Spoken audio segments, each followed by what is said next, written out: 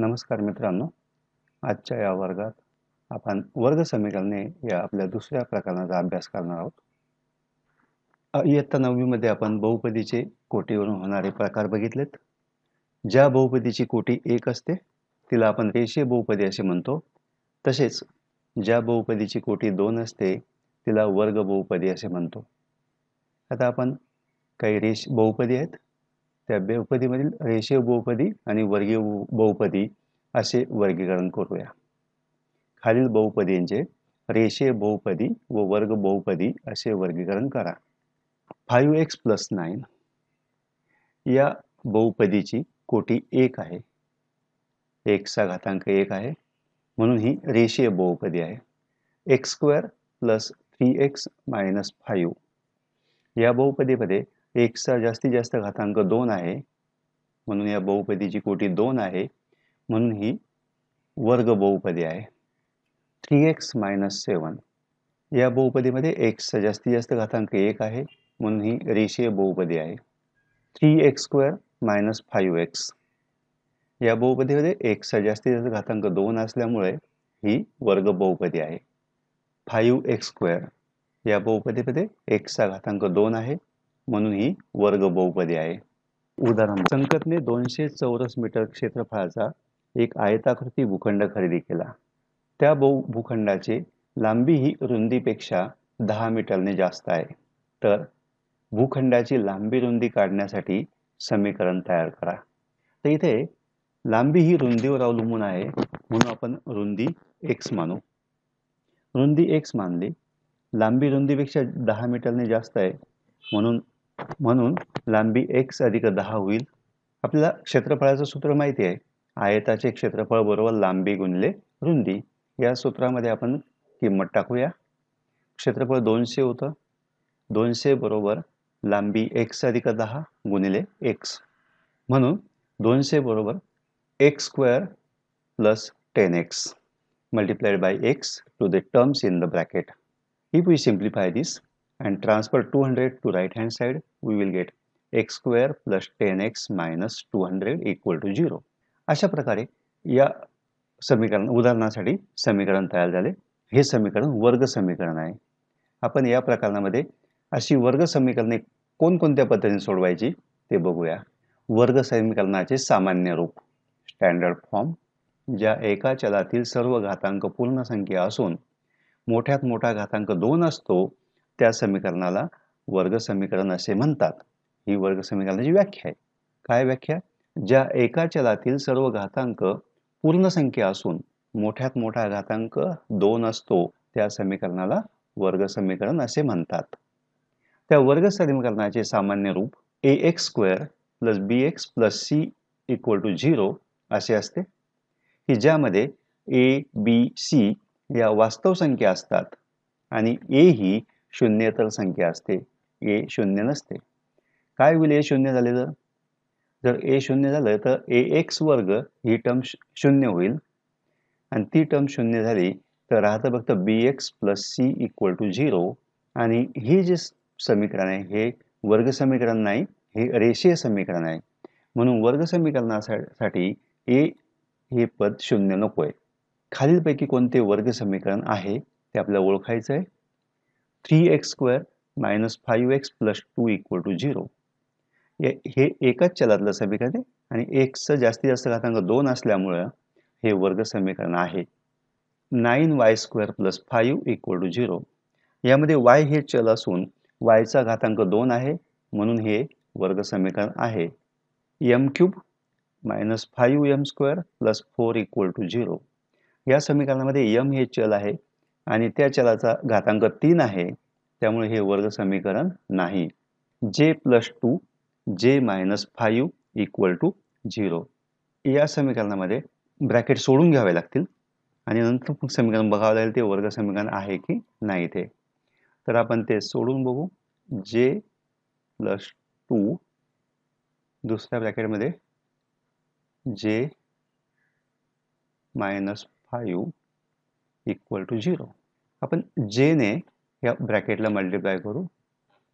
j multiplied by j - 5 plus 2 ने multiply करू 2 multiplied by J minus 5 equal to 0. J into जे bracket सोडवताना जे स्क्वेअर होईल, जे इंटू 5 मायनस 5 जे होतील, प्लस 2 ने मल्टिप्लाय करू 2 इंटू जे 2 जे होतील आणि 2 into minus 5 minus 10 equal to 0. म्हणून जे स्क्वेअर मायनस 5 जे अँड प्लस 2 जे याची किंमत मायनस 3 जे होते मायनस 10 इक्वल टू 0. बघा, या जे मधील हे समीकरण आहे आणि जे चा जास्तीत जास्त घातांक 2 आहे, म्हणून हे वर्ग समीकरण आहे. आता वर्ग समीकरणाची मूळ किंवा उकली roots of the quadratic equations. जर x बरोबर a असताना बहुपदीची किंमत 0 होत असेल तर x मायनस a हा बहुपदीचा अवयव असतो, हे आपल्याला माहिती आहे.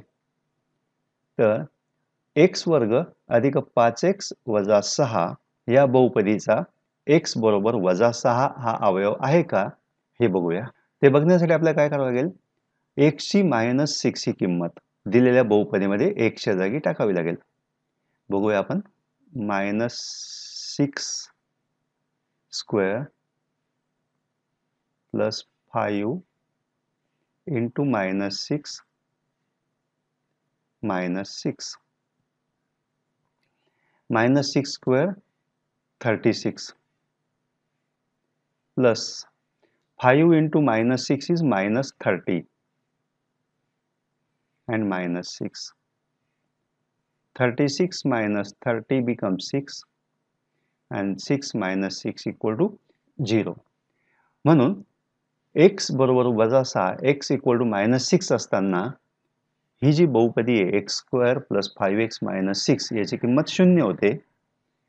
म्हणून x मायनस 6 हा बहुपदीचा अवयव आहे. x मायनस 6 हा बहुपदीचा अवयव आहे. आता बहुपदी x वर्ग अधिक 5x वजा 6 ही दिलेली आहे. या बहुपदीचा x बरोबर 2 किंमत असताना x वजा 2 हा अवयव आहे की नाही आपल्याला चेक करायचं आहे.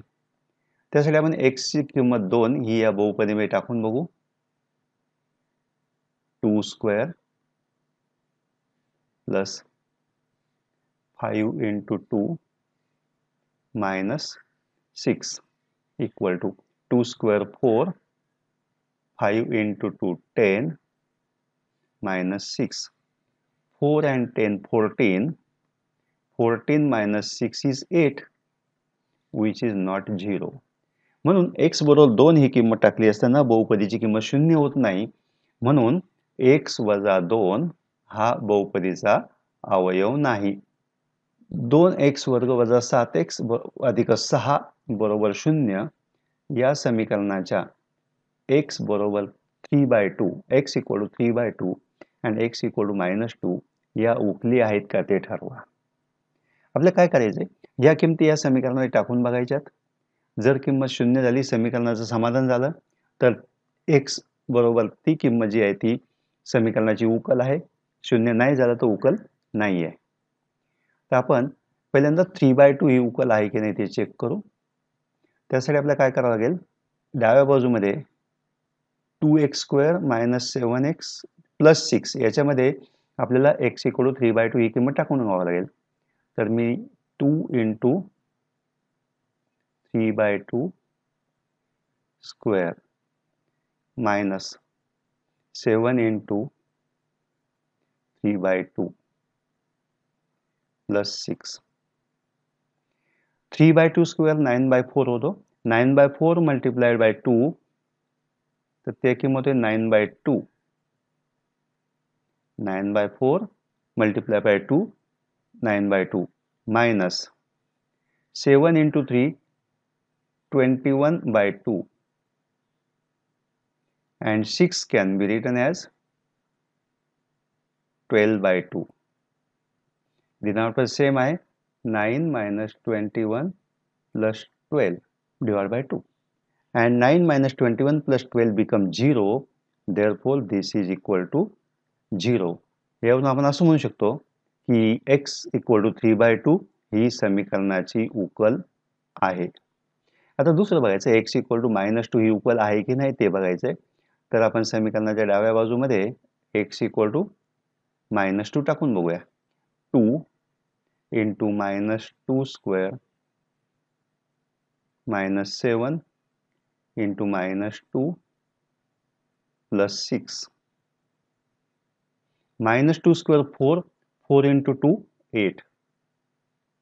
-7 into -2 ती किंमत होते 14 plus 6. सगळ्यांची बेरीज केली होती, बेरीज येते 28 28. दिस इज नॉट इक्वल टू 0. म्हणजे x इक्वल टू -2 ही किंमत समीकरणाचं समाधान करत नाही, म्हणून ती उकल नाही. आता आपण पुढचं उदाहरण बघू. x बरोबर 5 ही kx वर्ग वजा 14x वजा 5 इक्वल टू 0 या समीकरणाची उकल असेल तर k ची किंमत काढा. काय दिलं आपलं? x बरोबर 5 ही kx square minus 14x minus 5 equal to 0 या समीकरणाची उकल आहे. उकल आहे म्हणजेच x ची किंमत 5 टाकल्या या समीकरणामध्ये टाकल्यानंतर हे समीकरणाचं समाधान होतं, म्हणजे समीकरण दोन्ही बाजू सारख्या होतात. मग आपण टाकून बघूया की x स्क्वेअरच्या ऐवजी 5 स्क्वेअर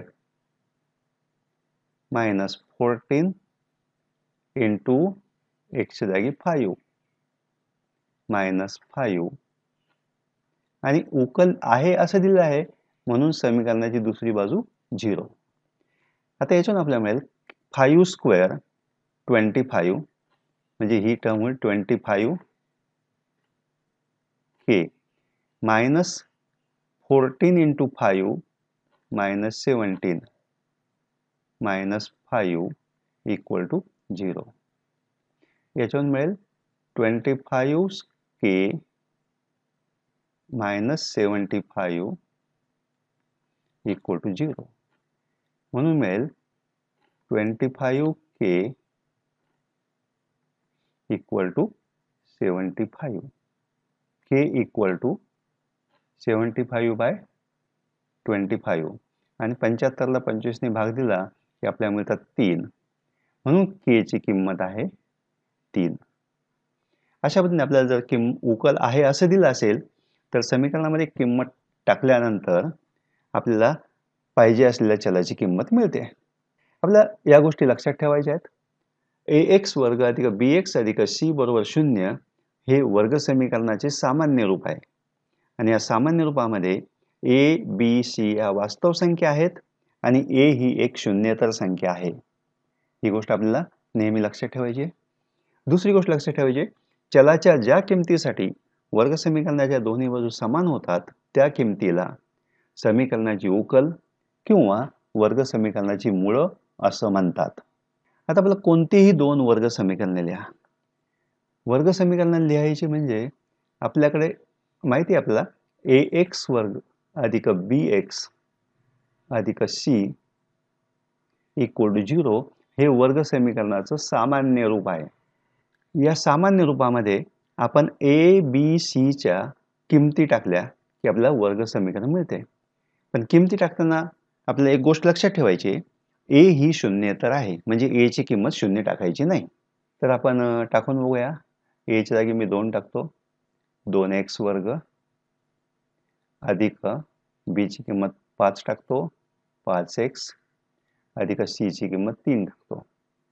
इक्वल टू 0 झालं समीकरण तयार. 2x square plus 5x plus 3 equal to 0.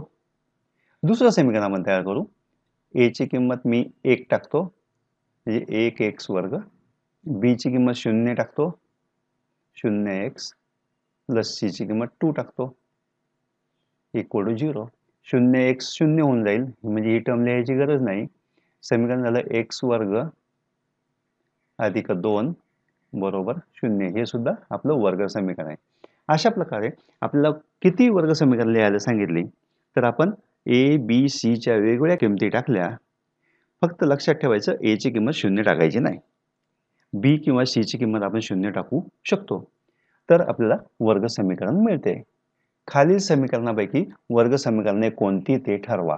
पहिले x² + 5x - 2 = 0.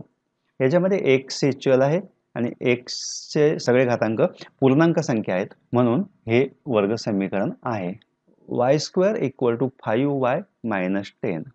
आपण हे समीकरण y² 5y आपण डाव्या बाजूला घेतले -5y -10 डाव्या बाजूला घेतले 10 = 0 असं लिहू शकतो.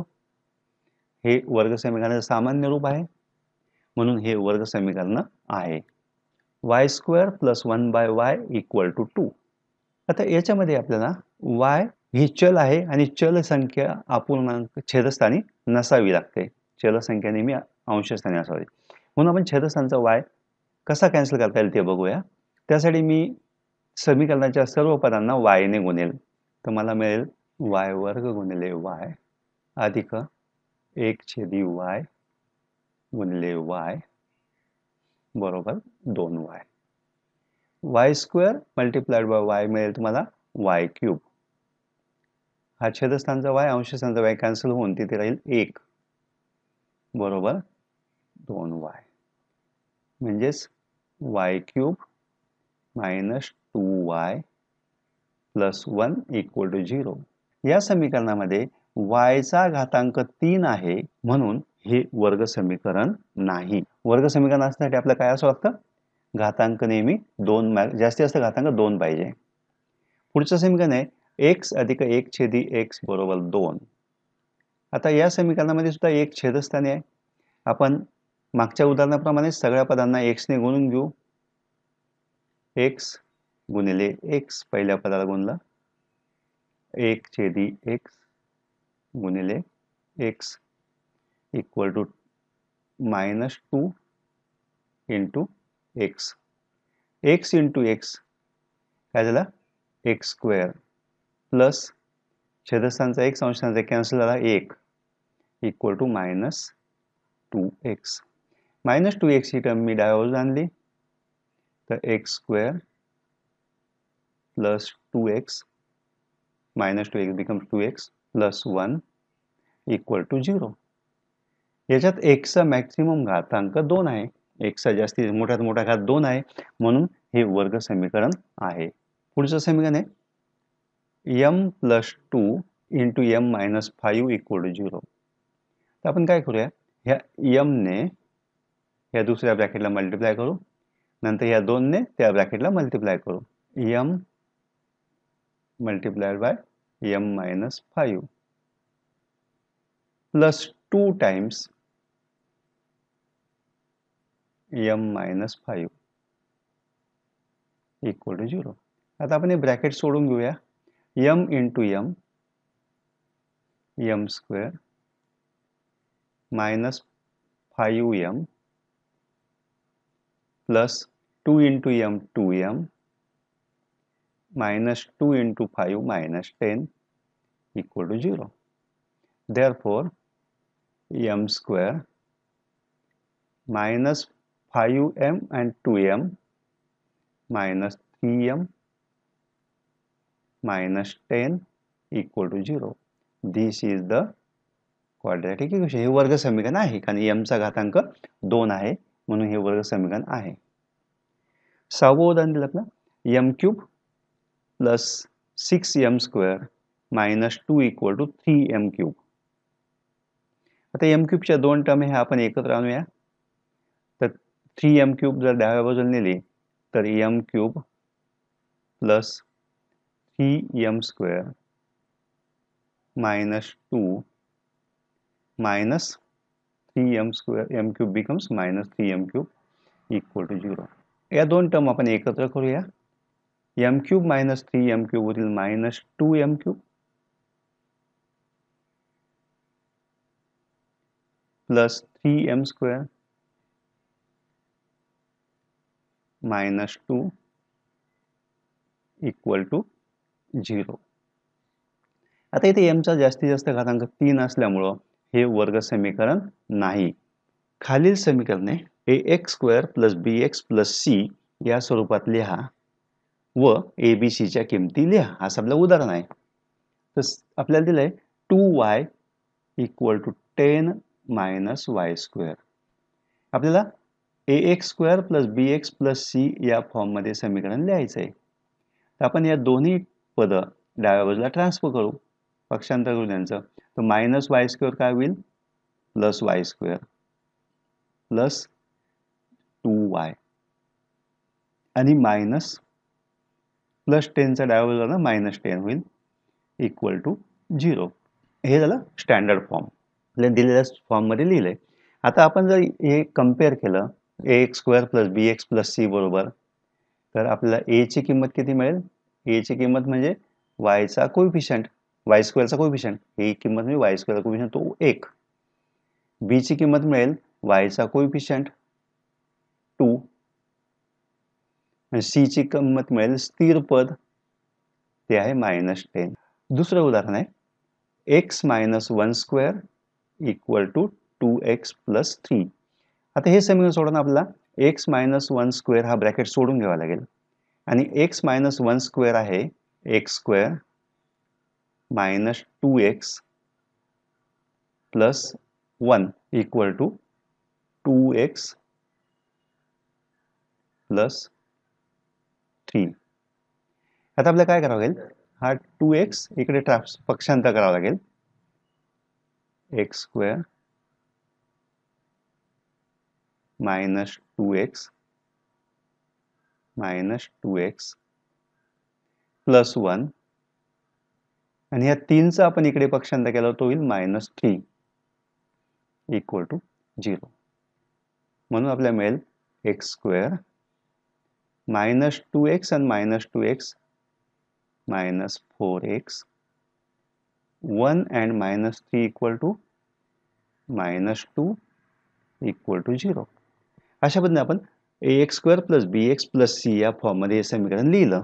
आता आपण जर हे समीकरण कम्पेअर केलं तर a म्हणजे x² चा सहगुणक, त्याची किंमत येते 1. b म्हणजे x चा सहगुणक, त्याची किंमत येते -4. c म्हणजे स्थिर पद, त्याची किंमत आहे -2. अशा पद्धतीने आपल्याला a = 1, b = -4, c = -2 मिळाले. तिसरं उदाहरण आहे x² + 5x = -3 - x. तर आपल्याला हे समीकरण सोडवायचं आहे. हे समीकरण सोडवताना आपण डावी बाजू लिहून घेऊ तशी x² + 5x. आता -3 - x आपण डाव्या बाजूला जर आणला तर प्लस टाइम्स 3 - x असा होईल and that is equal to 0. आता x² हा 5x आणि हा -x. 5x - x becomes 4x आणि +3 = 0. अशा प्रकारे स्टँडर्ड फॉर्ममध्ये इक्वेशन आपण लिहिलंय आणि कम्पेअर केलं तर a ची किंमत मिळेल x² चा सहगुणक 1. b ची किंमत मिळेल x चा सहगुणक 4 आणि c ची किंमत मिळेल स्थिर संख्या 3. पुढचं उदाहरण आहे 3m² = 2m² - 9. आता या समीकरणामध्ये आपल्याला ही दोन्ही पदं डाव्या बाजूला न्यायची आहे. पहिलं पद 3m², 2m² डाव्या बाजूला जाताना होतील -2m², -9 डाव्या बाजूला जाताना होईल +9 = 0. 3m² - 2m² is m² +9 = 0. आता हे आपल्या स्टँडर्ड फॉर्ममध्ये लिहायचं आहे. याच्यामध्ये वर्गपद आहे, स्थिर पद आहे, परंतु एक्सचं पद नाही आहे. म्हणून आपण एक्सच्या पदाचा सहगुणक 0 लिहूया. तर स्टँडर्ड फॉर्ममध्ये लिहिताना ते होईल m² + 0m + 9 = 0. आणि हे कम्पेअर केल्यानंतर आपल्याला a ची किंमत मिळते 1, बी ची किंमत मिळेल 0 आणि सी ची किंमत मिळेल 9. पुढचं समीकरण आहे p into 3 plus 6p equal to -5. आपल्याला त्या ब्रॅकेट सोडून घ्यावं लागेल. या p ने दोन्ही पदाला गुणावं लागेल. p into 3 becomes p into 3 plus 6p equal to -5. हे समीकरण आपण ब्रॅकेट सोडून घेऊ. 3p plus p into 6p becomes, याची किंमत होईल 6p स्क्वेअर इक्वल टू -5. आता हे स्टँडर्ड फॉर्म मध्ये लिहिण्यासाठी आपण वर्गपद आधी लिहू. 6p स्क्वेअर प्लस 3p -5 आपण डाव्या बाजूला आणू, प्लस 5 इक्वल टू 0. हा स्टँडर्ड फॉर्म झाला. आणि आपण हे कम्पेअर केलं स्टँडर्ड फॉर्म बरोबर, तर a म्हणजे x स्क्वेअर p स्क्वेअरचा सहगुणक 6, b म्हणजे p चा सहगुणक 3 आणि c म्हणजे स्थिर पद 5. अशा प्रकारे आपल्याला समीकरण स्टँडर्ड फॉर्म मध्ये लिहून त्या a b c च्या किमती काढता येतात. पुढचं उदाहरण आहे x square minus 9 equal to 13. x square minus 9 तसेच तसे ठेवू आपण, आणि 13 डाव्या बाजूला आणले तर ते -13 होतील. म्हणजेच x स्क्वेअर मायनस 13 आणि 9 22 इक्वल टू 0. आता इथे दोन पद आहेत, तिसरं पद x चं पद नाही आहे, म्हणून आपण तिथे 0x लिहूया. मग आता कम्पेअर केल्यामुळे आपल्याला a ची किंमत मिळेल x स्क्वेअरचा सहगुणक 1, b ची किंमत मिळेल 0, c ची किंमत मिळेल -22. वर्ग समीकरणासमोर दिलेल्या चलाच्या किमती त्या समीकरणाचं मूळ आहेत की नाही ते ठरवा. पहिलं उदाहरण आहे x square plus 4x minus 5 equal to 0. या समीकरणाच्या x इक्वल टू 1 आणि x इक्वल टू -1 हे मूळ आहेत की नाही ते ठरवायचे आपल्याला. त्यासाठी आपण मूळ आहेत की नाही ठरवण्यासाठी आपण समीकरणाचे मध्ये दिलेली किंमत टाकून बघावी लागेल. दिलेल्या किमतीने जर समीकरणाचं समाधान झालं किंवा समीकरणाच्या दोन्ही बाजू सारख्या झाल्या तर आपण ते मूळ आहे असं म्हणतो. समीकरणाच्या दोन्ही बाजू सारख्या नाही झाल्या तर ते मूळ नाहीत. तर मी आता या डाव्या बाजूमध्ये x बरोबर 1 टाकून बघतो. 1 स्क्वेअर प्लस 4 इंटू 1 मायनस 5. याची किंमत केली तर 1 plus 4 minus 5. 1 plus 4 5, 5 minus 5 equal to 0.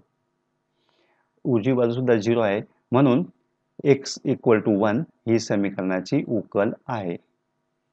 आता x इक्वल टू -1 टाकून बघू. -1 square plus 4 into -1 minus 5. -1 square plus 1 होईल. 4 इंटू -1 -4 आणि -5. 1 minus 4 is -3, -3 minus 5 is -8. डावी बाजू -8 आली आणि उजवी बाजू 0 आहे, म्हणजे समीकरणाच्या दोन्ही बाजू सारख्या होत नाही, म्हणून हे उकल नाही. दुसरं उदाहरण आहे 2m square minus 5m equal to 0. याच्यामध्ये m ची किंमत 2 आणि m ची किंमत 5/2. आपण 2 टाकून बघू. 2 into 2 square minus 5 into 2 equal to 2 square 4 into 2 8 minus 10 equal to -2. डावी बाजू -2 आली, उजवी बाजू 0 आहे, म्हणून 2 ही उकल नाही. 2 ही उकल नाही. आता 5/2 टाकून बघू. 2 into 5/2 square